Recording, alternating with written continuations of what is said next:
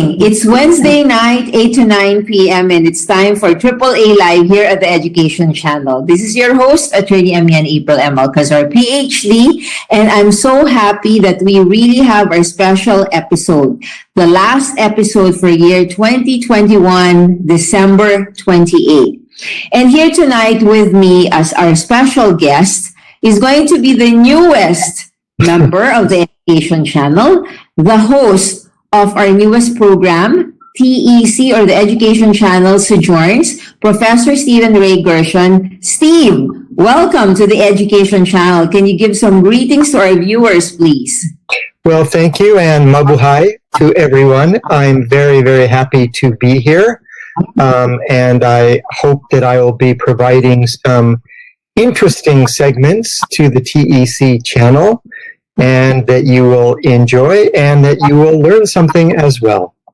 Yeah, so thank you so much, Steve, first of all, for allowing us to make use of your expertise to become part of the Education Channel. So beginning January 6th, that is actually the first episode of TEC Sojourn. So Steve Gershon is going to be joining us as the host of the TEC Sojourn. So maybe we can talk about like the actual program concept, Steve. So what is going to be the main theme of TEC Sojourns as a program on the Education Channel? Well, that's a very good question, and I'm not exactly sure that we have exactly worked that out yet. I think it will be a work in progress, but of course the idea of sojourns is the idea of traveling and being in new places. Now, of course, we all know that in these days of pandemic, none of us are able to travel and move around that much. Yes. So the sojourns that I will probably be focusing on, at least initially, will be those that are fairly close to my home here, here in Japan. So what I hope to be doing would be introducing your viewers to kind of my life as a foreign resident in Japan in terms of places that I go to, places that I inhabit, places that I am familiar with, and in each of those places, hopefully providing some interesting and informative content so that the viewers will learn something new.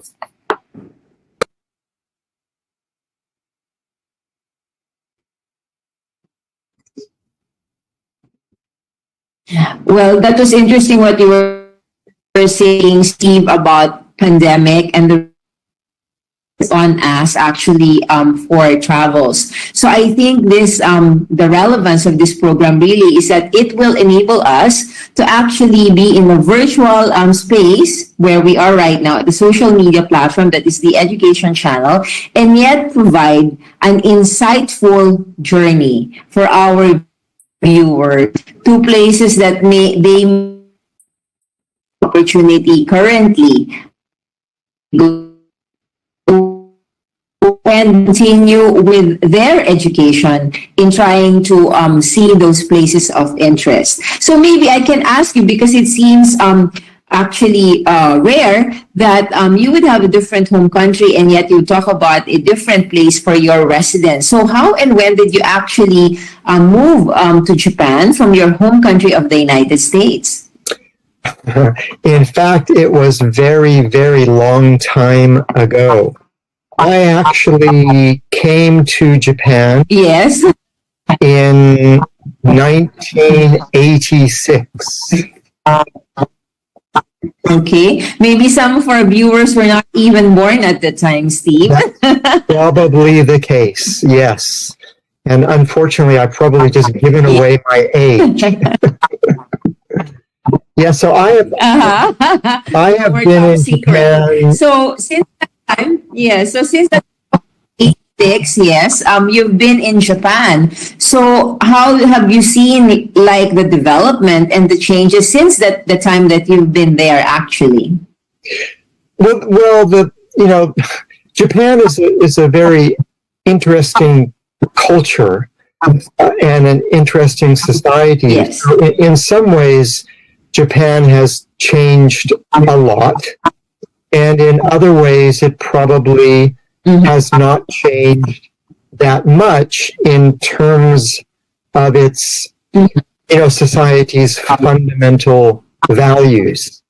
Of course, there's been a lot of development, and I would say, or I should say, the whole time that I have been in Japan, I have been living kind of in the Tokyo, Yokohama area.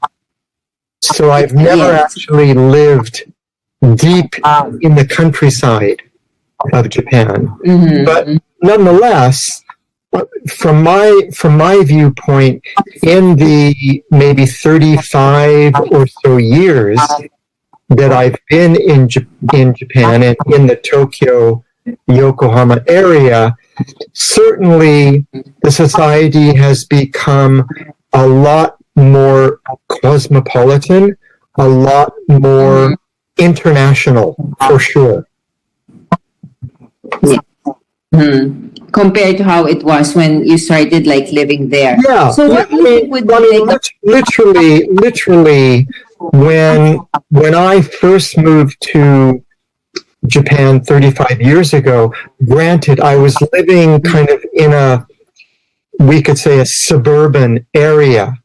But 35 years ago, when I walked down the street or I went into stores, kids would look at me and people like me and point and say, point at you.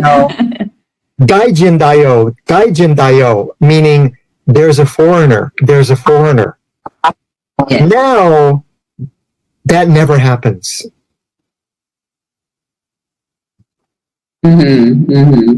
Because which is not, of course, the case nowadays, right? It's for Yes, and so we were talking about like Japan being part of the Asia Pacific. Maybe you can also discuss a little bit about your interest really in the whole region because of the long-standing example relationship that you also have with the Philippines. Like, why is the Asia Pacific region such an interesting place to have been residing in and interacting with for someone coming from your side of the world, the other side, literally, the United States? Yeah, that's a good question. I actually grew up in Los Angeles, California. So yes. I definitely grew up as a city boy. And yes. LA is quite a multicultural city. And growing up, I mean, I was, of course, surrounded by Hispanic cultures, Middle Eastern cultures, Asian cultures as well. So I've always been exposed, if you like. Yes. But, you know, as a kid, I never had a specific interest in Asia specifically. Yes. But that basically happened when I was in my early 20s, and I left the US and started traveling overland from basically, you know, from Europe to Asia, which was, I don't know if you've heard of it, which was referred to as the hippie trail. Right. And I was part of that hippie trail in the very early 1970s. And that was basically my first real exposure to Asia. And then when I was in my, I guess it would be in my early 30s or so, I was given the opportunity to go to China, mainland China, and work for 2 years as a university professor. I had just, I had graduated. I had been teaching in London, in England, and I decided my wife and I wanted adventure. We wanted a change. And so I was teaching in an inner city, very difficult high school in London. And in the dead of winter, one day, we decided to call up the Chinese embassy in London and ask them if they needed teachers. So I was invited to go to the embassy in London and to interview, which I did. And then Mr. Wang at the embassy in London said, I will send your information to Beijing. If the Ministry of Education is interested in you, I will get back in touch with you. So I went back, continued teaching in my high school in London, and around 9 months later, Mr. Wong telephoned and said, would you be interested in going to a city called Kaifeng in Henan province to teach at Henan University with your wife? Yes. And I said, of course. And so we went. And that was such an amazing, eye-opening, tremendous experience. We were there for 2 years. We were the only foreigners in a city of about 500,000 people. Yes. It was like living in a fishbowl. And there were very, very few foreigners in China at that time. That was in 1982. And China they haven't really opened up China. Yeah, they were just starting to open up a bit. So that was a tremendous experience. And so after those 2 years in China, I went back to London and decided that I wanted to continue my education, get a master's degree in applied linguistics so that I could do more teaching abroad. And so I completed my master's degree in England. And then my wife and I got the idea that we really, really wanted to return to Asia. Yes. And so we didn't really know exactly where in Asia. In Asia, yes. But we just wanted to go back to Asia and learn more about Asia. And so what happened is that when I completed my program in England, I did 3 months of teaching at the university. And during that time, a group of professors from a Japanese university came on a recruitment trip. And it just gave me the idea, wow, Japan. I had no idea. Asia. Asia. Sounds interesting. And so I interviewed for a position, was offered a position, and came to Japan with my wife and my 6-week-old daughter in 1986. And interestingly, came to Japan on a 2-year contract. Yes. And just kept extending, extending, and here I am 35 years later. So, and the rest, as they say, is history, right? Your personal history. But going back a little bit to like the Asia Pacific connection, and what do you think would have been like such the striking characteristic that you would say differentiate the Asia Pacific region from the other regions of the world that you might have considered pursuing your career, for example? I mean, that's a difficult question. I mean, the Asia Pacific region it's obviously it's multicultural. It is dynamic. Yes. It is youthful. It is both very traditional and very cosmopolitan and changing. And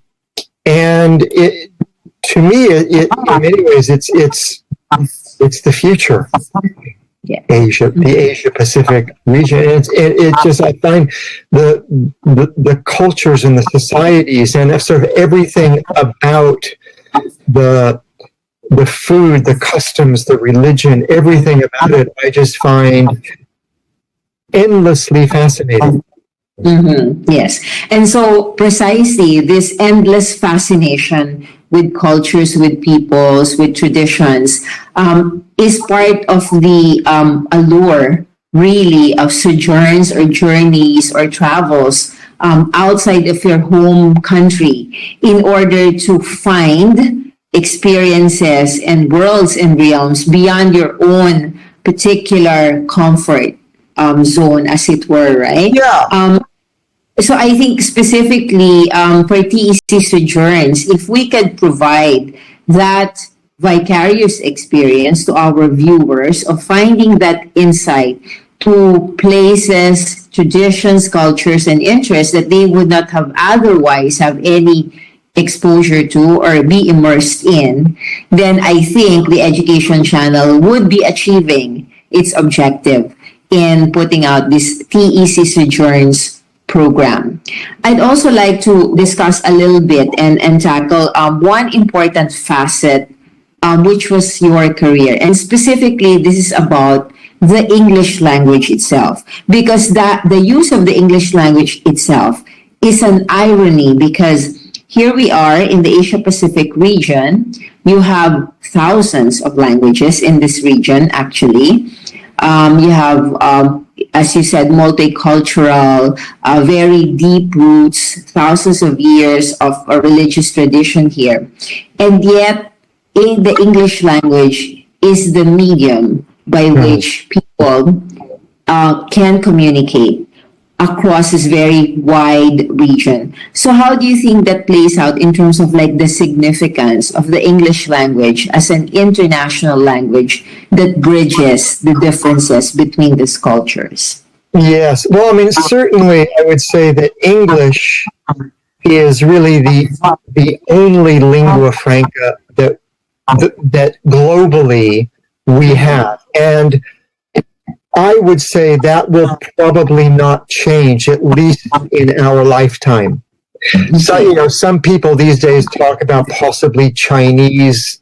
Yes. Because of the global stature of China, of Chinese possibly superseding or replacing English as a global language. But to be honest, I don't really see that happening. And in fact, interestingly, there are more learners of English in China than there is the total population of the United States.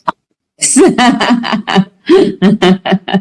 everybody in China is busy learning English, as people are, in worldwide. And the importance of it. For example, I often used to tell my students that maybe 20, 30 years ago, if you were a university graduate and, anywhere in the world, if you were a university graduate and you could offer proficiency in English to an employer, that was a very, very big plus. Yes. These days, it's not a plus anymore. It's expected. It's a requirement, actually. It's a requirement.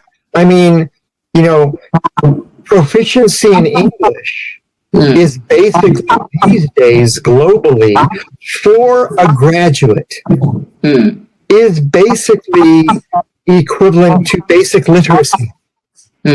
Yes. So it's a huge minus if you don't have it. Not necessarily a big plus if you do have it. It's just expected.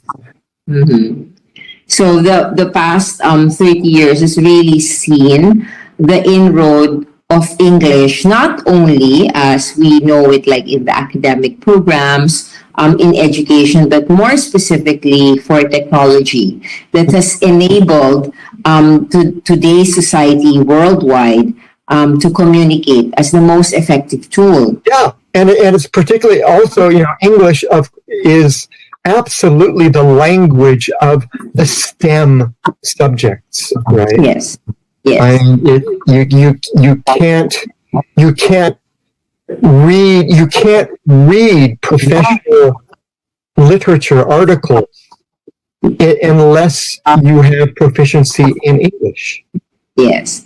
So I think with those two important facets, I think one is the insight to the different cultures that we would like to tackle in the TEC Sojourns, and to use the English language as the medium by which we can communicate and relate these insights. Then TEC Sojourns as a program and the education channel as a medium would probably be hitting these two main objectives for our audience, which is specifically an Asian audience. So I think for you, Steve, like the TEC Sojourns, as you said, it's a work in progress. How would you, at the very least, try to see on a short-term basis, like maybe on for this 2022, what would be some of your particular interests to achieve for this particular program in terms of what the viewers can look forward to? Well, I mean, first of all, of course, as you know, and as probably your viewers know by now, I am based in Japan, and because of the pandemic, I'm not going anywhere in the short term because we basically can't. So obviously, the geographical focus for me is going to be, for this program, is going to be Japan. But it will be, if you like, a foreigner's sort of perspective on my life in Japan. So what I would probably like to do is, for example, introduce the viewers to, for example, finding what's interesting in the everyday in Japan, in what's sort of the everyday environment around me from my perspective.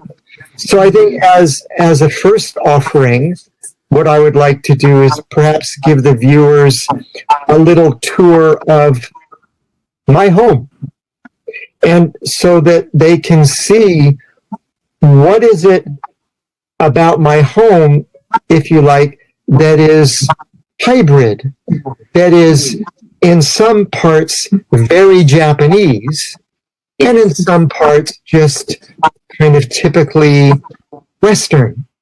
Yes. And then maybe I could expand from there and show the viewers my neighborhood and talk about what is a typical Japanese neighborhood. What does it comprise? What does it include? What is interesting about it? I would then from there perhaps expand and introduce, for example, my train station.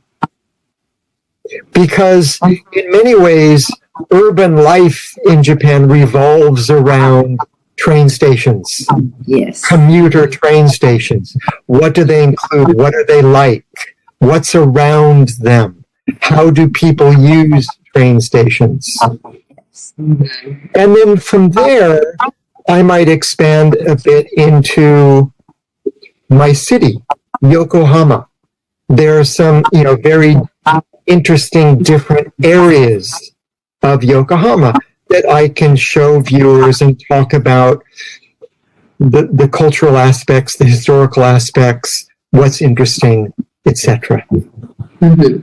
So that's And that's what I would.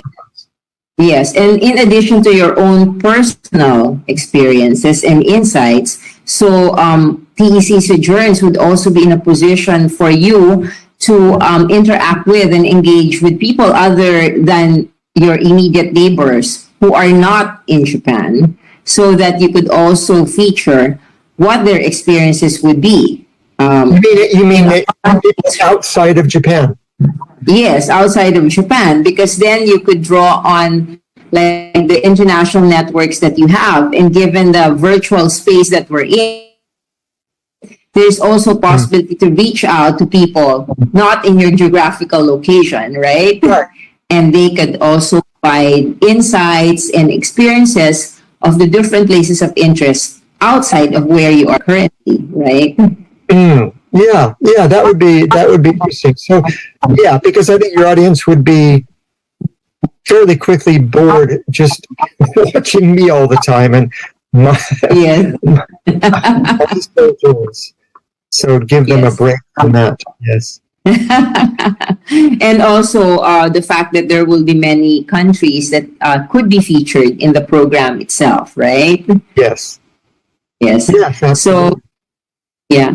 So I think there's really, well, definitely a worldwide opportunity, Steve, for you to feature all of these different places of interest, the people who habitate and populate and actually travel to the different places. And we're so excited to have you as the host of TEC Sojourns here at the Education Channel, definitely, so as to give that insight to our viewers of places and interests that they would not otherwise have the opportunity to do so.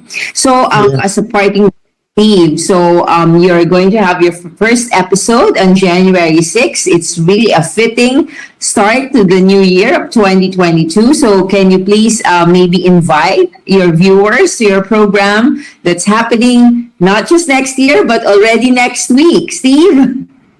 Yes. Well, I would invite all of you to join me in a little informal tour of my home. I will invite you into my home. You will be my guest. And I would like to show you some of the features of my home that make it, in some ways, very traditionally Japanese. And I think and what would be interesting for your viewers will be to draw both comparisons with what they know in the Philippines and also contrasts with what is quite different. So I'll leave you with that thought, and then Yes. we'll be able to see it when we have the tour. Okay, so we'll be very excited to join you and be your guest next week when TEC Sojourns has its premiere episode on January 6th, 8 to 9 p.m. here at the Education Channel. So it's the year 2022. So we definitely welcome you and look forward to all of your great programming for next year in 2022. Yes. And so Steve, so this has been Triple A. Yes, definitely. So this has been Triple A Live, so airing every days from 8 to 9 p.m. here at the Education Channel. You can follow, and subscribe to us on all our social media platforms on YouTube, Facebook, Instagram, and Twitter. So this has been your host, Attorney Emian April M. Alcazar, PhD. So till next time, stay safe, everyone, and good evening. Thank you. Thank you. Bye-bye, everyone. See you next time. Bye-bye. Yes.